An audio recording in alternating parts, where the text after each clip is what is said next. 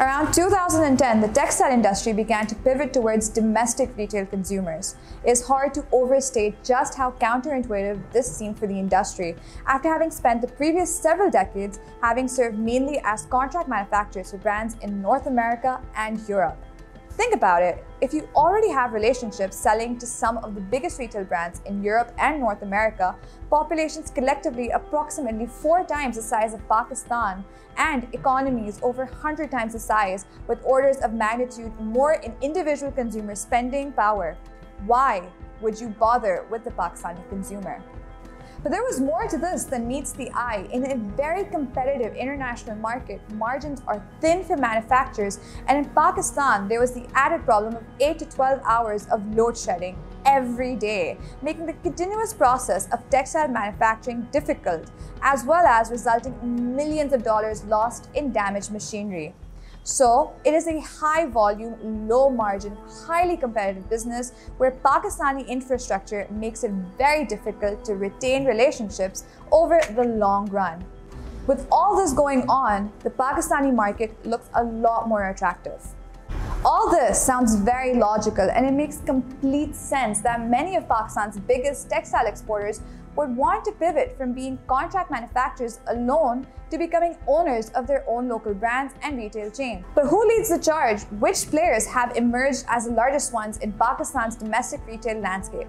Farooq Tirmizi investigates.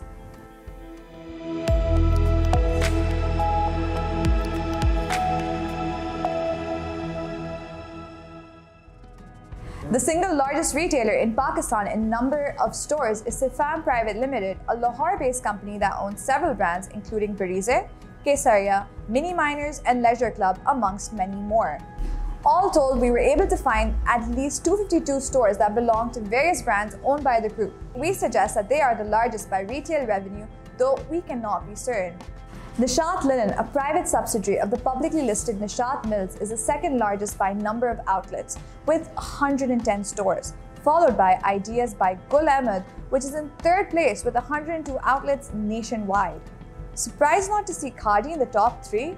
We were too, until we realized that most of the retail chains have a strategy of having a dispersed retail footprint, whereas Khaadi wants to have a similar number of large stores with a more inviting shopping experience. So it might be possible that Khaadi might be the larger than these 3 companies. Here's what's most interesting. However, of the top 10 textile retailers in Pakistan, only 4 of the companies whose biggest businesses line was at some point exports. The other 6 are all companies that have had primary domestic business from the very beginning. That is because Pakistani consumer is a lot more discerning and brand conscious, and it takes time and effort to figure out consumers in any market and what they want. This takes a considerable amount of devotion and time and resources to the problem, and businesses need to succeed at it. The market is huge and profitable, and if you can get into it. Despite a slowing economy, the part of domestic retail that saw virtually no decline between 2017 and 2019 was ready-made clothes. This is already the fastest growing segment in Pakistani clothing market, having grown at an average of 21% over the past 17 years between 2002 and 2019. The total size of the market stands at 350 billion rupees in 2019, just 1.5% off its peak of 356 billion in 2017. The domestic clothing market is both big and growing very fast as consumer tastes change and more women enter the workforce, simultaneously gaining both spending power and a need for more clothes to wear outside of the home and in their workplaces. But at the end of the day, what matters most is whether it is profitable to pivot towards domestic retail. This, of course, is the multi-billion-dollar question. While there is some overlap between the kind of investments required to expand into both, such as spinning, weaving, dyeing, and even stitching, after those basic steps, the export and retail market are very different.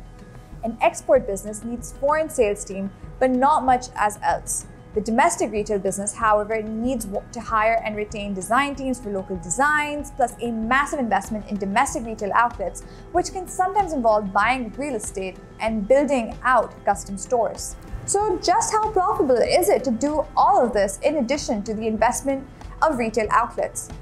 Is the incremental profit margin from owning one's own brand of clothes enough to cover the additional cost of running stores? There are very few available examples, at least as far as Gul Ahmed's financials are concerned. The answer is resounding yes. Gul Ahmed only started breaking out its retail business on its financial statements in 2017, so we were only able to analyze 4 years of data. But in all those 4 years, the return on equity from the retail business was significantly higher than of its export-oriented business.